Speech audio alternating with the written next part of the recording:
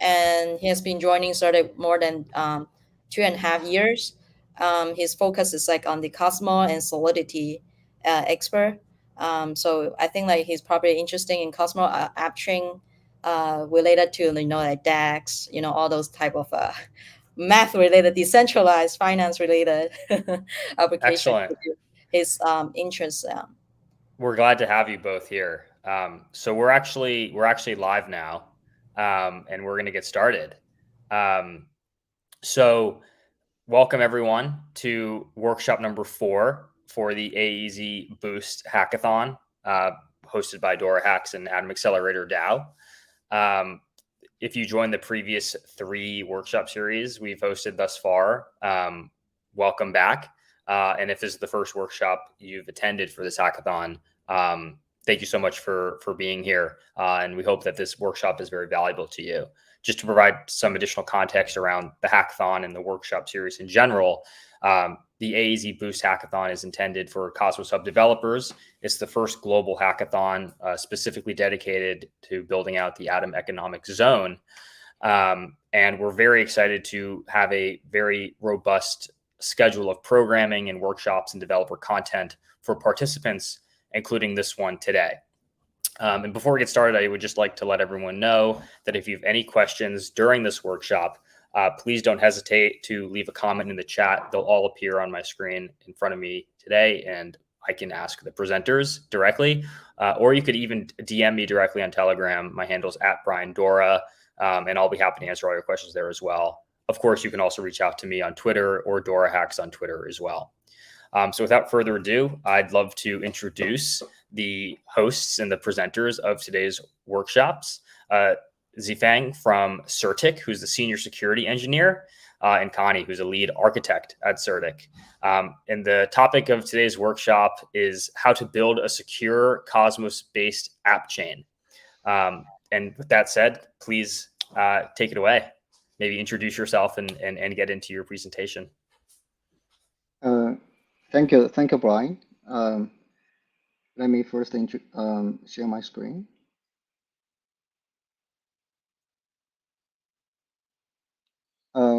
Hello, everyone. Today I'm going to present the topic build a secure Cosmos-based app chain. I'm Zifeng, a senior security engineer from Certik. So first, let me take this opportunity to introduce Certik. Certik was founded in 2018 by professors of Columbia and Yale, and it's a pioneer in blockchain security, utilizing best-in-class formal verification and AI technology to secure and monitor blockchains, smart contracts, and Web3 apps. Currently, Certik has completed more than 4,000 audits and secured more than 364 billion of assets. All right, so next, let's dive into today's presentation. So the agenda is first, we're gonna introduce the common vulnerabilities classification of Cosmos-based app chain. Then for each category, we will give a couple examples for these vulnerabilities. And eventually, we will give a summary of today's talk.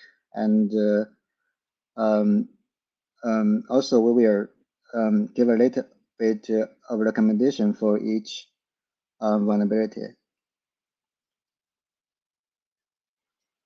All right, so here is a brief statistics of the vulnerabilities we found during the audits of Cosmos-based app chain.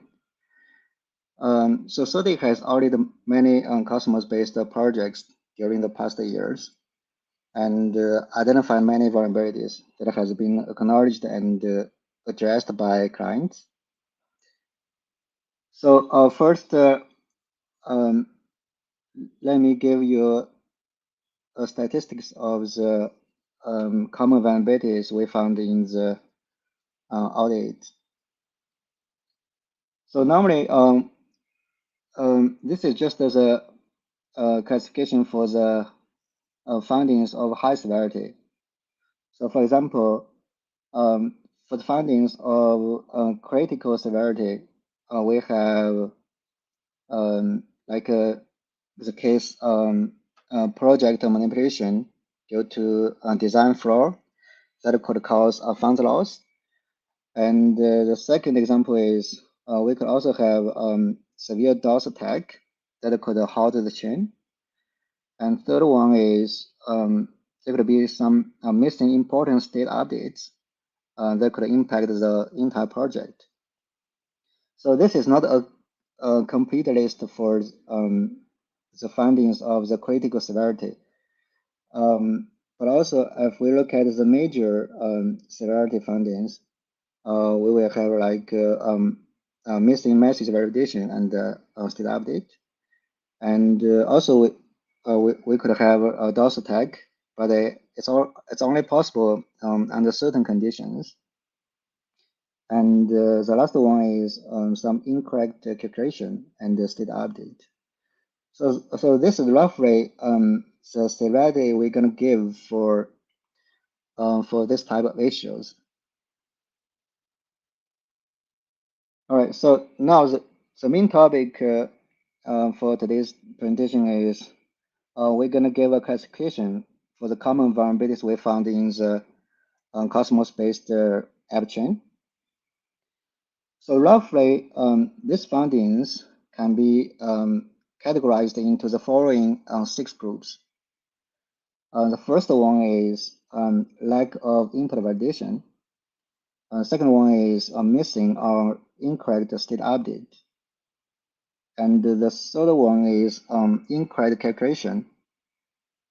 And followed by the broken module invariant and improper modification of the AnteHandler. And the last one is much more design-related issue for a particular project. So we're gonna go through each one by one, along with some examples to illustrate these vulnerabilities.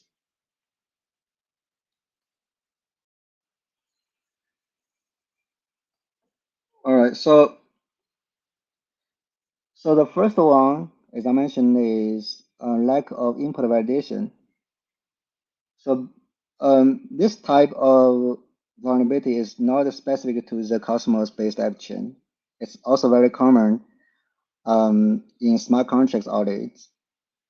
So we know in the Cosmos AppChain, a user interacts the chain by submitting transactions that could eventually trigger the chain state update. So the transaction type is predefined, but its particular like inputs, it's specified by the users. So in the case that if in the code there's no proper validation for the user's input, this could be an issue when for the message execution followed by the transaction.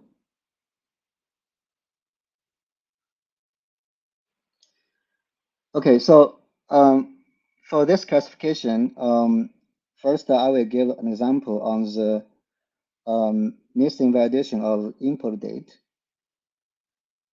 So this project is an auto book AppChain. So this AppChain I tried to build an auto book, and one type of transaction is the user can submit a new order for this auto book.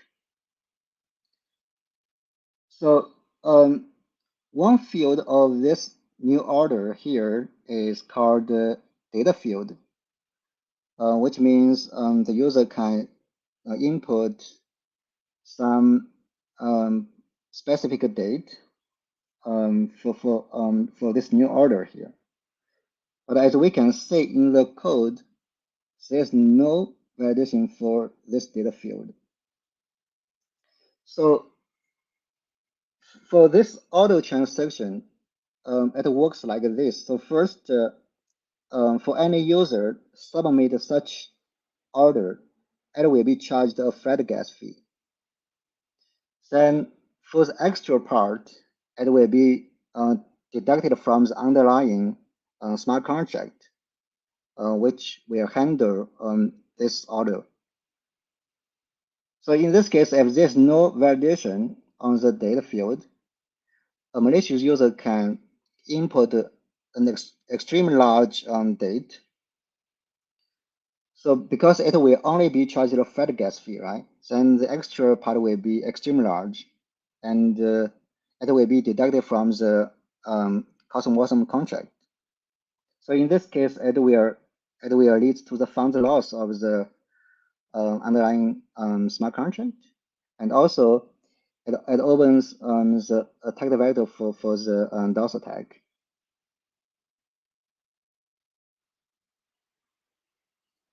All right, so now for the second example, here we have a project for the cross-chain bridge. So basically, a bunch of validators will monitor the events emitted from the smart contracts on the source chain. Then they will sign the signature, sign the transaction based upon the events they receive from the source chain. Then there's a logic that we are like to check the validity of such message based upon the signature received from the validators. And also we can see in this code, as long as a validator received the slice called signatures, and we only checks the signature is correct, right? But it doesn't like validate if there's any duplicate signature inside this array here. So in this case, if there's a malicious validator, it can like submit the duplicate signatures. Like for example, we have 10 validators, and as long as they are like more than 2/3 of the signature, like in this case, it will be like 7. So as long as I have 7 signatures, it means this message will be valid and will be submitted to the target chain to execute the cross-chain token transfer. So in this situation, a malicious user can, for example, submit more than 7 same signature. It will bypass this validation. So this could be a very severe issue because it will totally impact the cross-chain token transfer.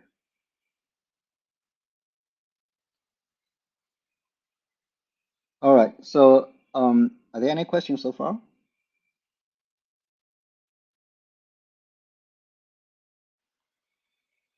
All right, so next. Not yet. Okay, so next let's move on to the second classification. So here we have the missing or incorrect state update. So this project has a custom module called the foundation module, which allows the earlier investors to propose some proposals. So the issue here is once a proposal is submitted, it will be it will enter into the voting period, and during the voting period, each voter will submit the vote, and the number of votes will be assigned to the variable called info.total_weight. But as we can see here, although like this total weight has been incremented by the by the weight update, but this information has never been updated to the foundation info. So The consequence for this issue is, although you have like many voters, either submit the vote or doesn't submit the vote for this particular proposal, eventually the total weight will always be 0. So in this case, any proposal will be passed. So as long as like a voter submit a proposal, eventually this proposal will be passed. So this is also a very serious issue because it will impact the total the entire project because we can a malicious voter can submit a proposal, then it will be executed immediately.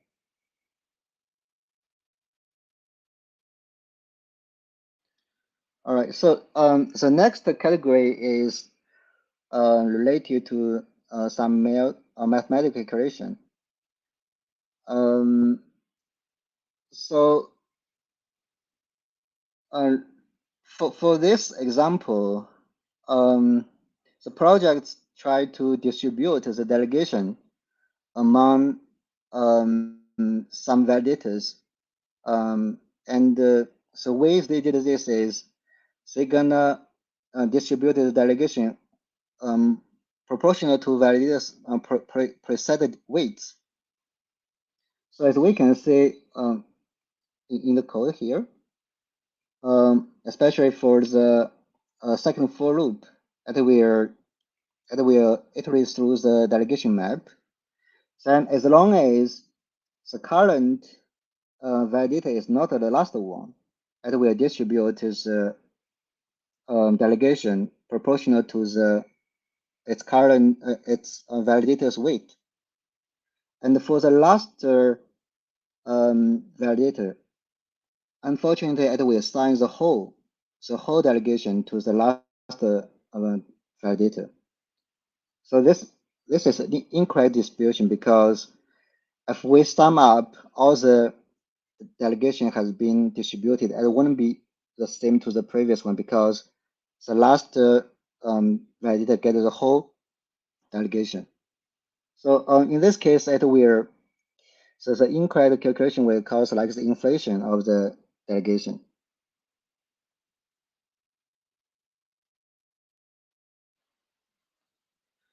All right. So the next category is much more like a Cosmos specific issue.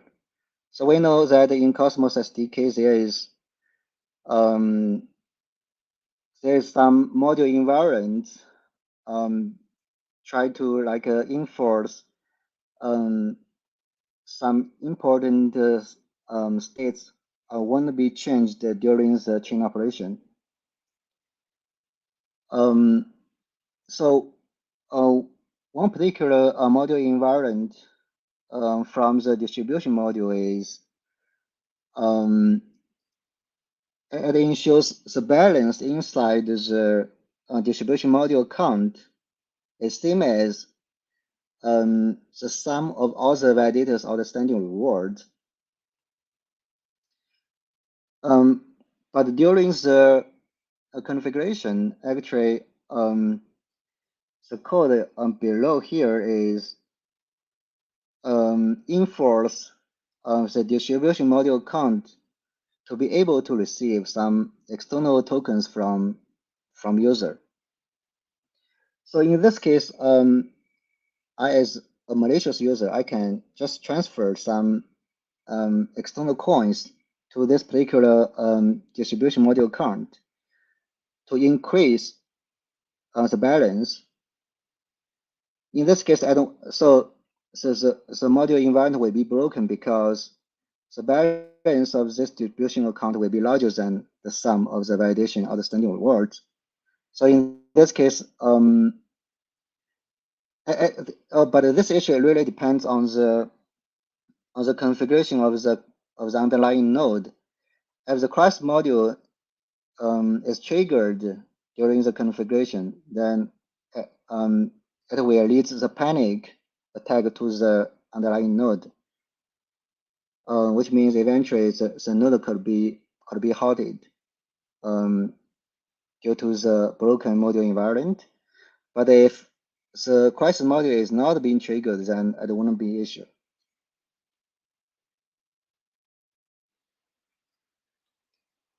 All right, so the next vulnerability is also Cosmos SDK related. It's called the improper modification on the AnteHandler. So we know the AnteHandler actually performs some basic validity checks on the transactions, in which there's a sequence of anti-decorators are chained together and executed in the predefined order during check transaction and deliver transactions. So most projects would like to modify the anti-decorators, either modify the current decorators, or they will try to introduce some new decorators based upon the project's needs. So in this code, we can see that the project introduced a custom decorator called guest list decorator. Unfortunately, this guest list decorator wraps the deduct fee decorator. So the deduct fee decorator is used to deduct the gas fee from a transaction. So if we have a customer gas list decorator wraps the deduct fee decorator, and somehow if there is some issue in the custom decorator, then it's possible that the gas fee won't be deducted because it won't be executed for the deduct fee decorator. So more specifically, as long as a user specifies the zero gas for a particular transaction, then based upon this condition here, it will bypass the wrapped deduct fee decorator. So which means I can submit a lot of malicious transactions or garbage transactions with zero gas fee. And because the deduct fee decorator won't be executed, then there will be no gas or no gas fee deducted for this type of transactions. Eventually, it leads to a potential DOS attack.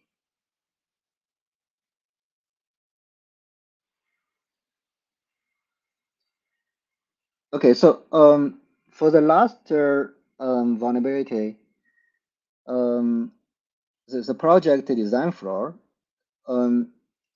So this type of vulnerability is a little bit subtle because either if the project design use like some standard design, then if there's an issue, then it will be very easy to spot.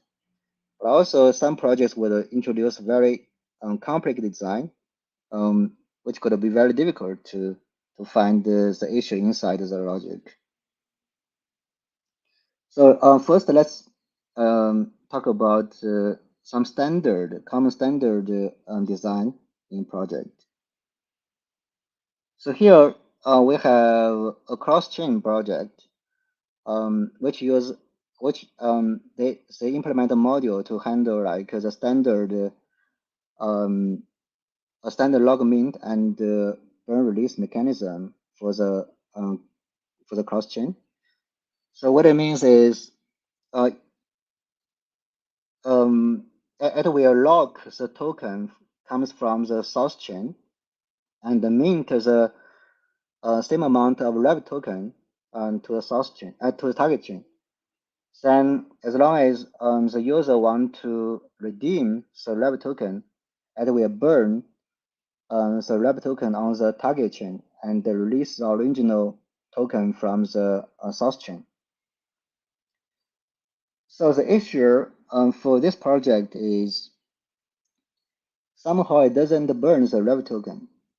when the user redeems the wrapped coins, but it keeps transferring them from the user to the module count. So that could have been an issue because one way there could have been overflow issue. Another issue is as long as there's any other logic depends on the balance of the wrapped tokens inside this module count, because the amount of wrapped coins inside this module count will be increasing each time the user redeems the wrapped coin. That could be a disaster when there's any particular logic relies on the balance.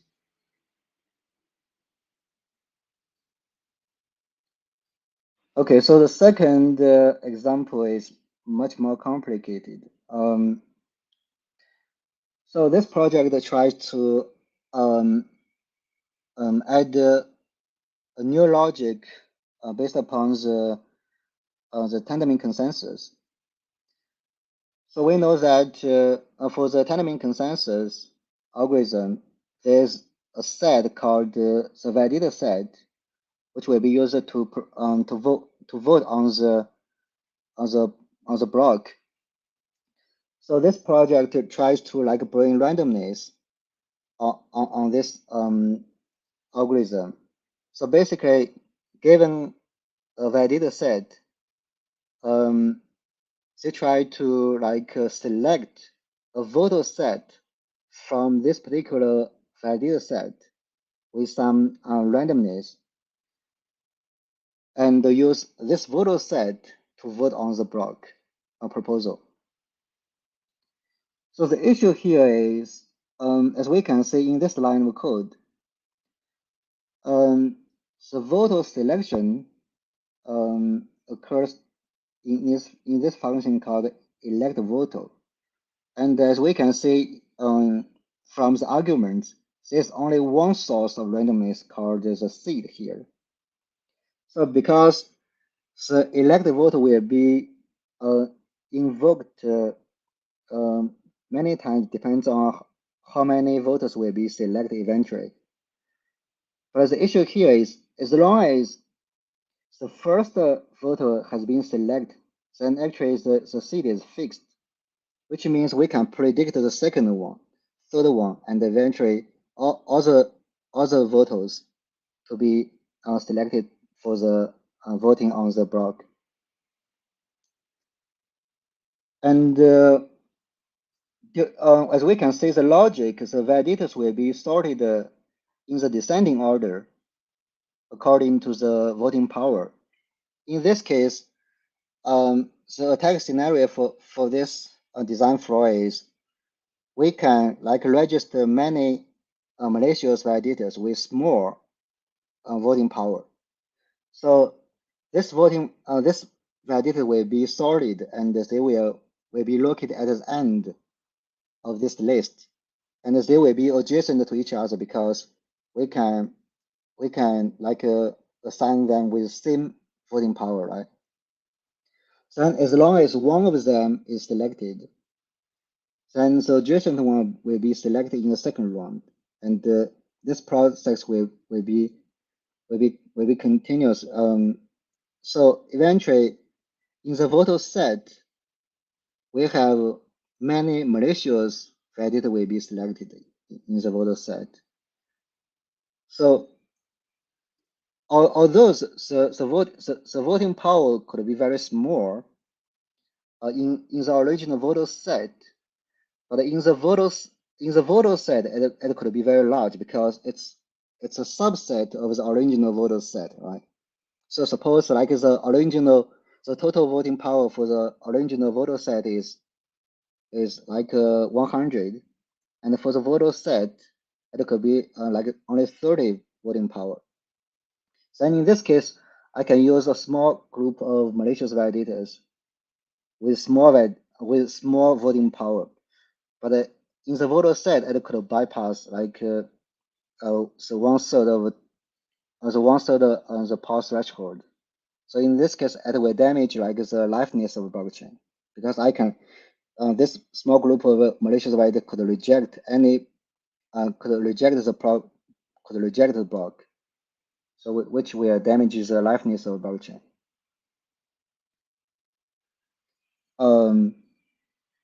Are there any questions?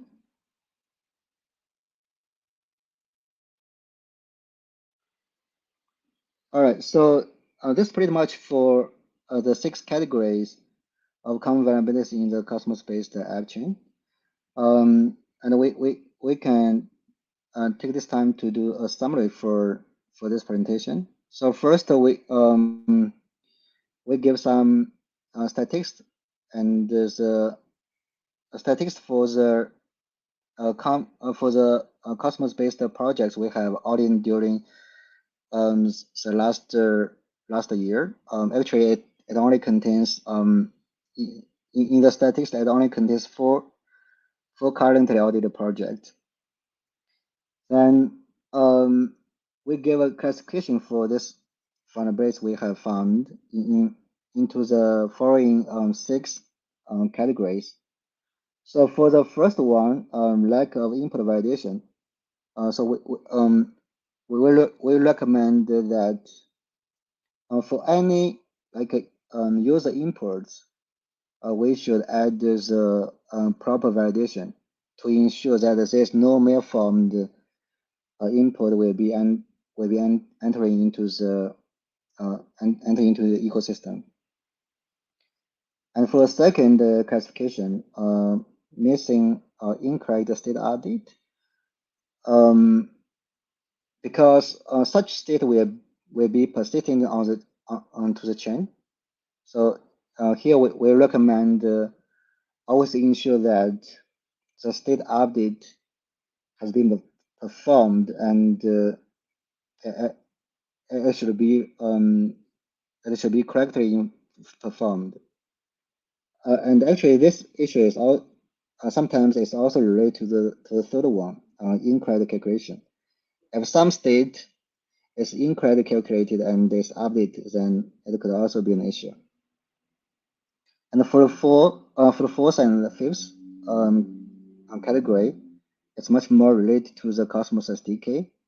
So as long as the developer introduce like a new module, and this new module has some interaction with the pre-existing X modules, like the distribution module we mentioned in this example, we should ensure that this interaction won't break the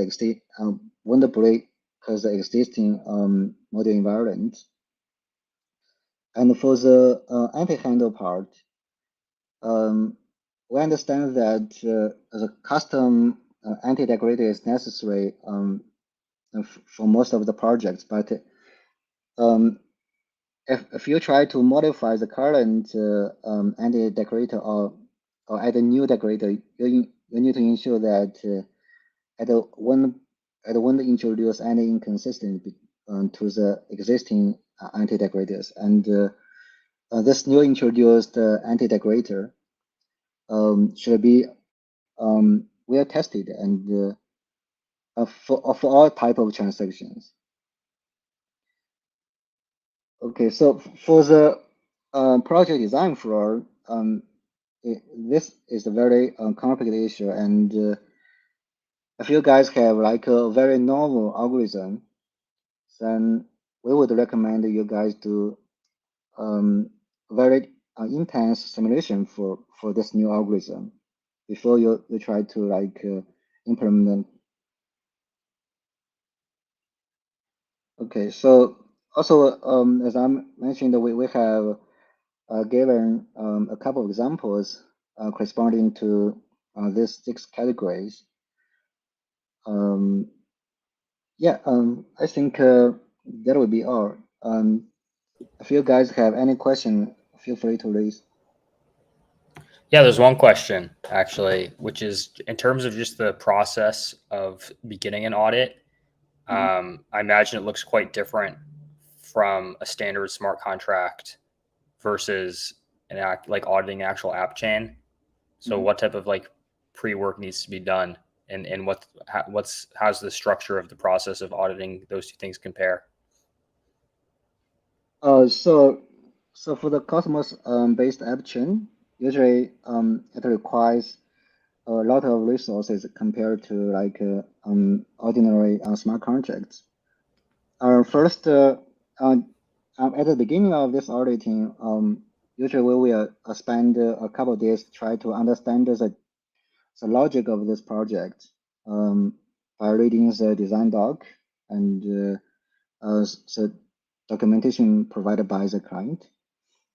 Also, for the app chain, we will launch a testnet, and because it will be very convenient during the auditing, we can, as long as we found we thought it could be an issue, we will do the testing on the testnet immediately and try to pinpoint the issue. Excellent. Thank you. Yeah, I don't see any other questions in the chat. So I guess that about does it for your presentation. I think it was very helpful for developers, especially since one of the tracks for this hackathon is specifically related to launching new app chains and consumer chains that are leveraging replicated security from the Cosmos Hub. So this is quite relevant for many of the participants in the hackathon. So I think it's a very valuable workshop. So thank you so much for being here today to present it. Oh, thank you, Brian, for having me. Excellent. So yeah, if there's no further questions, I think that about does it. Thank you so much, Zifeng, for being here today, and Connie as well. And obviously everyone else from Certik that helped put together this workshop and took the time to present today. It's very much appreciated. And of course, everyone in the audience who tuned in to workshop number 4, thank you so much. I hope this was informative and valuable to you as well. And definitely be on the lookout. We've got more workshops for the AEZ Boost Hackathon scheduled and coming soon as well. So definitely be on the lookout for those. And if you have any questions, please feel free to reach out to myself or the Certik team. Both of us will be more than happy to answer your questions. And without further ado, that ends workshop number 4. Thanks, everyone, and see you later. Thank you.